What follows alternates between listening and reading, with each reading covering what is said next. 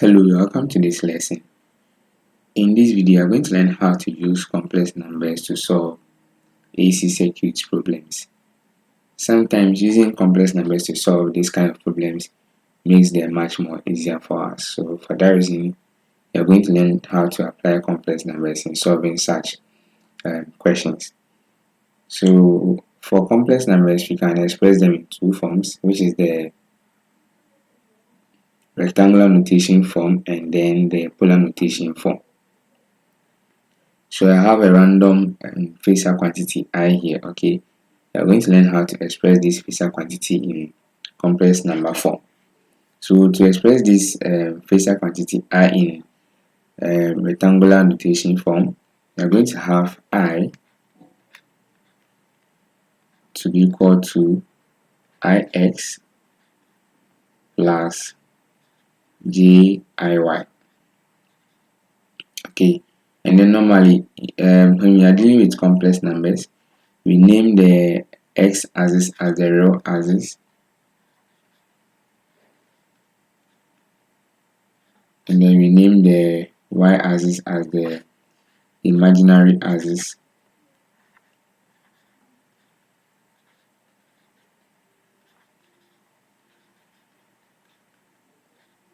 Okay, so same way when we write the I in complex number form, we term the Ix as the real part of the complex number and then this term as the imaginary part.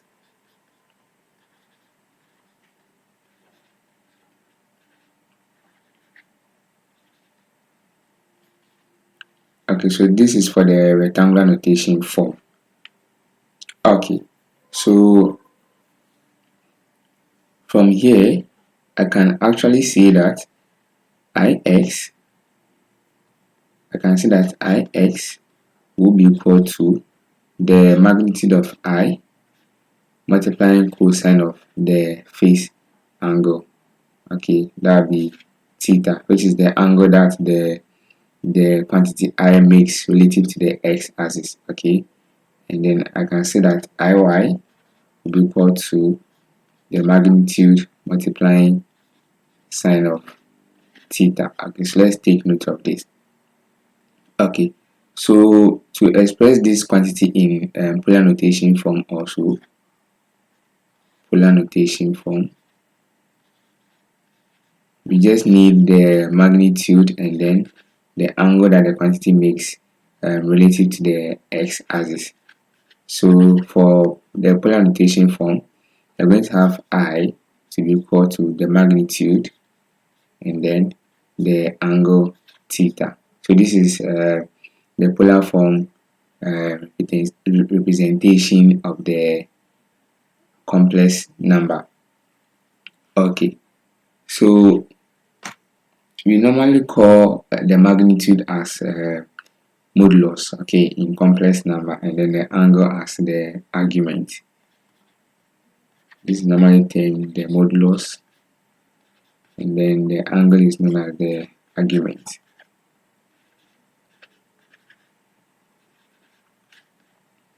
Okay, so to find the angle relative to the x-axis, we can use the formula theta equals tan inverse of Iy over Ix. Okay, so when you do this, you can find the angle theta. Okay, so from here, I want us to look at some properties of the complex operator J, which is this J that I have here. Sometimes you will see I and then sometimes you will see J, but the reason why you will see J sometimes is that in this course we use I to represent current. Okay, so we will now have to use I again to represent the complex operator. You will have to use J so that we will not confuse ourselves, but in some books they still use I. So when you see something like that, don't confuse yourself. Okay, so for the complex operator, there are some properties that you have to look at. Okay, the J, okay, which is the complex operator, actually represents the square root of -1. Okay, that's what it represents.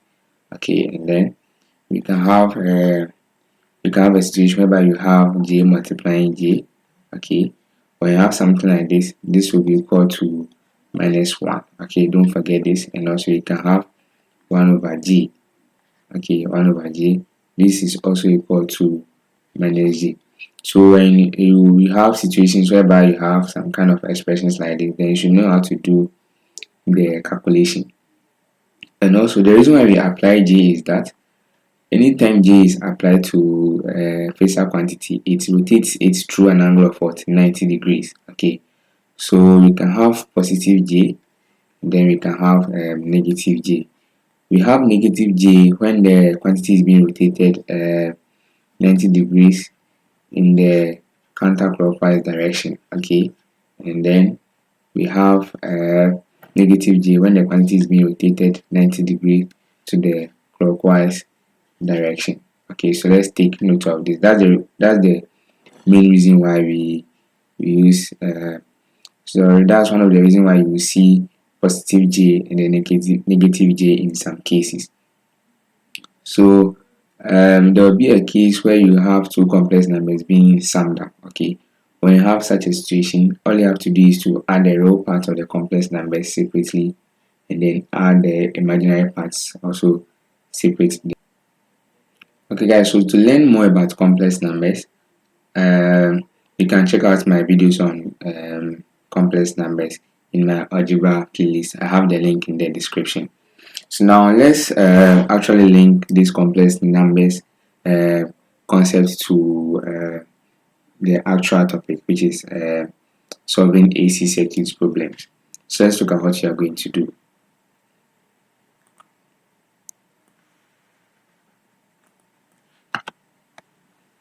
So let me free up some space, then continue.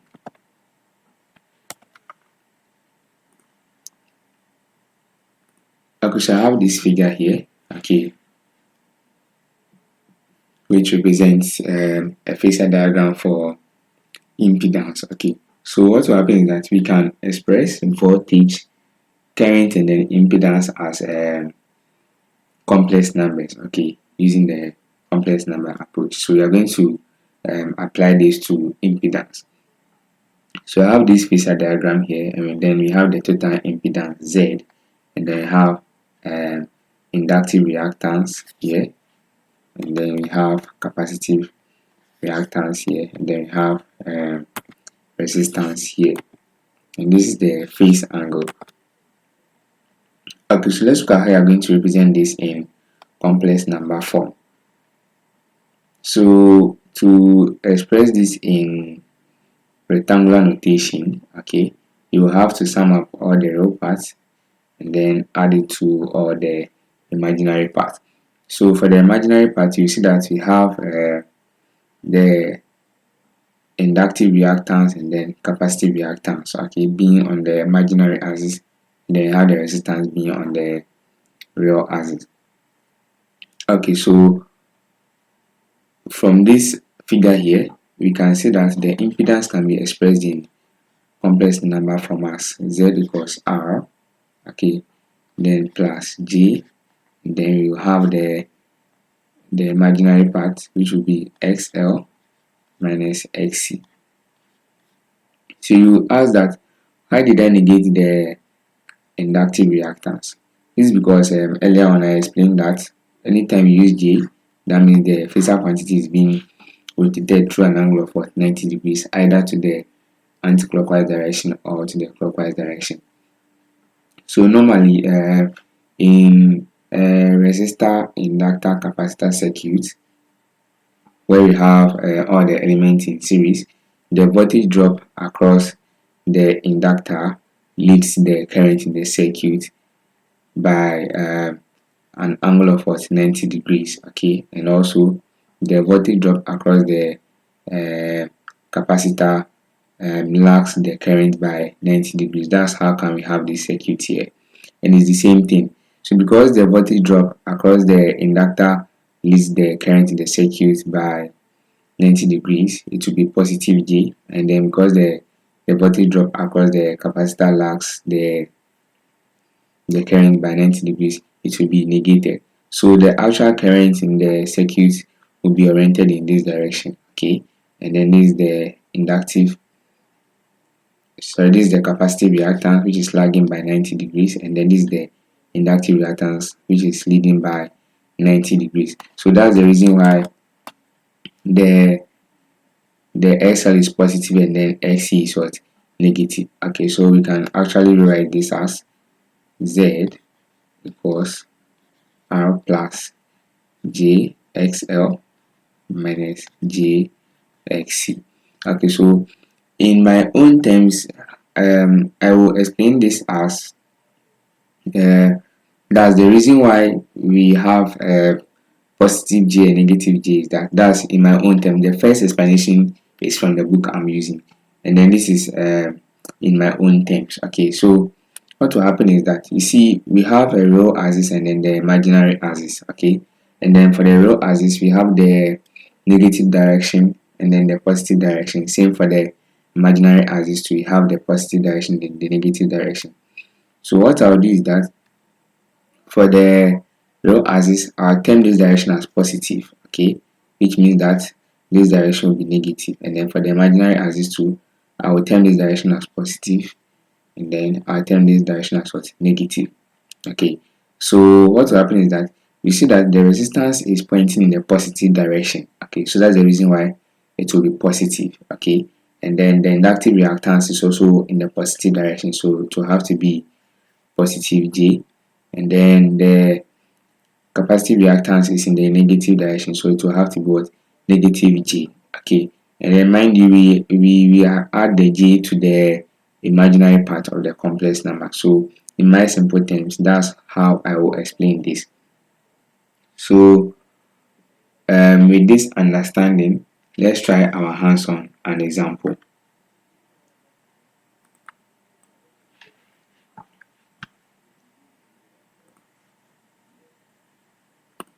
Okay, so I have this question here which says that express in rectangular and polar notations the impedance of each of the following circuits at a frequency of 50 Hz.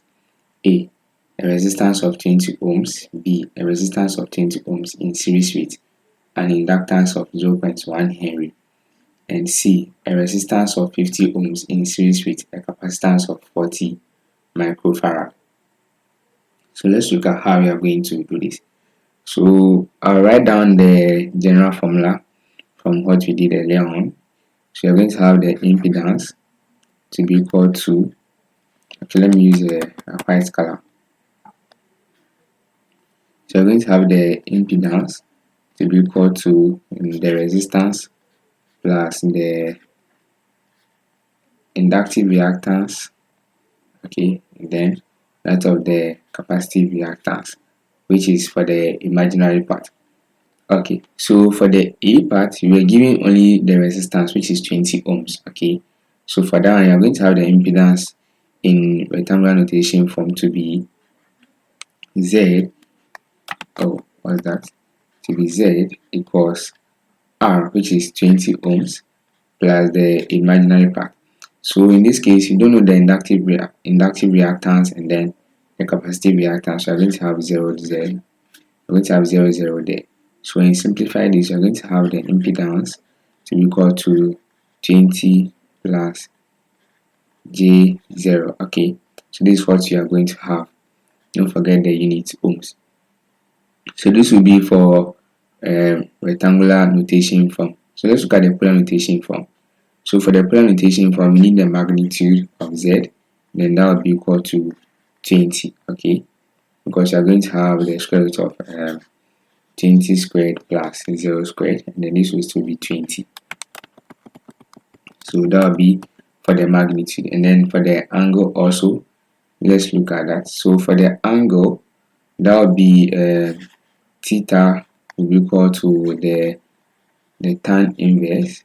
Okay, you're going to have the tan inverse of the opposite side over the adjacent side. Okay, but in this case you don't have any value of that kind there, so that's going to be 0 over 20. Okay, so you're going to have something like this. So let's look at that.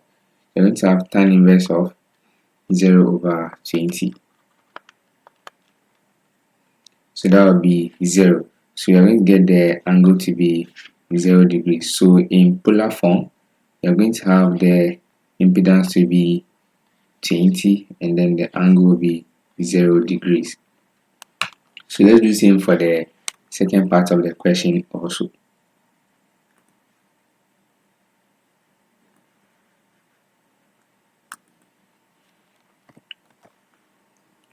Okay, so for the second part of the question, I think you have resistance and then inductance. Okay, so let's look at how you're going to solve that one also. So the resistance is still 20 ohms. And then we're given an inductance of 0.1 Henry. So in this case, you're going to have Z to be equal to R plus JXL. Okay, because we're given inductance. So let's look at how you're going to calculate the inductive reactance. The inductive reactance will be equal to the angular frequency multiplying inductance. Okay, and then this will be equal to 2 pi f multiplying the inductance.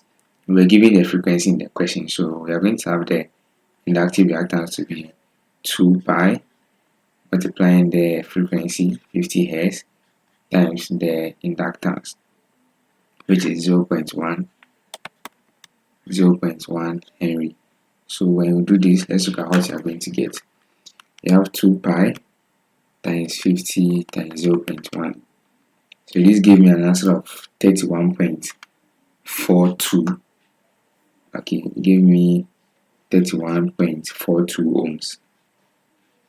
So that would be the inductive reactance. So therefore we can have Z to be 20 ohms, okay, plus J 31.42. So this is in rectangular notation form. Okay, so let's look at how we are going to express this in polar notation form. So for polar notation form, we need the magnitude. So we're going to have 20 squared. Let me write this. 20 squared and then plus 31.42 squared. Okay, this is what you are going to have. 42 squared. Okay, so let's simplify this and see what you are going to get for the magnitude. So 20 squared plus 31.42 squared. Okay, so you are taking square root of that. So that gave me a value of 37.25.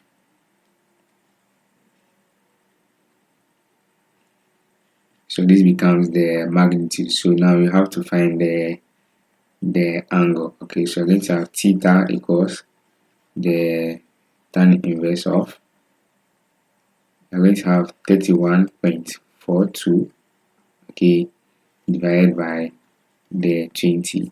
So let's do this and see what you're going to get. You're going to have the tan inverse of 31.42 divided by 20. So when you do this, you're going to get 57.52 degrees. Okay, so in polar form, we're going to have Z to be equal to the magnitude, which is 37.25 with an angle of 57.52 degrees. Okay, so I'm going to do the same for the last part. Okay, so you can try and then pause the video and give a try and then compare your answer to mine. So let's go ahead. So for the last part of the question, we're given capacitance, okay, and then it is in series with a resistance of 50 ohms. So let's look at how you're going to do that. So in this case, you have a resistor and then a capacitor there. So you're going to have the impedance. I think I have to get my pencil too. Okay, so you have the impedance Z to be equal to, you have a resistance, so we have R, and then for the imaginary part, we have a capacitor there, so we are going to have minus J XC. Okay, so this is what you are going to have. So before you continue, we must calculate the capacitive reactance. Okay, so let's look at that. You have the capacitive reactance to be equal to 1 over the angular frequency multiplying the capacitance. Okay, so this will be equal to 1 over 2 pi f c. Okay, so let's look at that. So I'm going to have 1 divided by 2 pi multiplying the frequency, which is 50 Hz, and then times the capacitance, which is 40 microfarad. Because of the micro, they are going to have 40 times 10 to the power minus 6. Okay, so let's simplify this and see.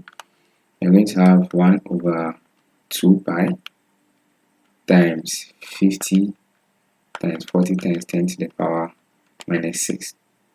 So this will give me 79.56.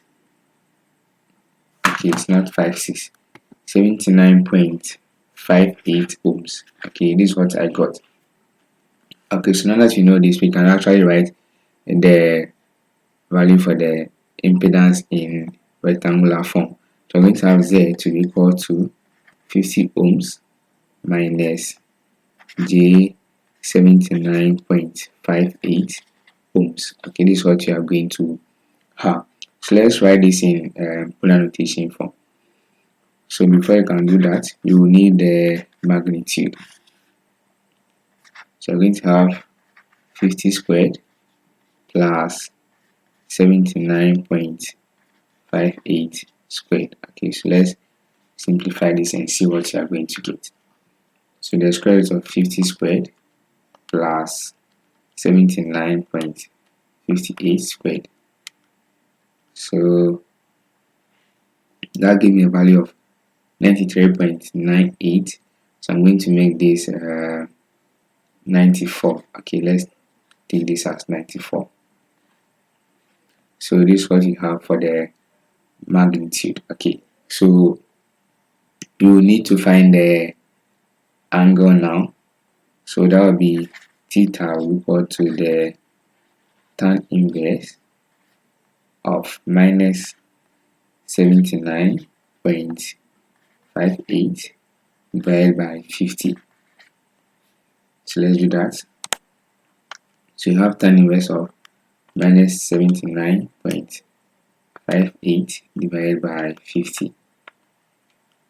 Okay, so our angle will be equal to minus 57.86 degrees.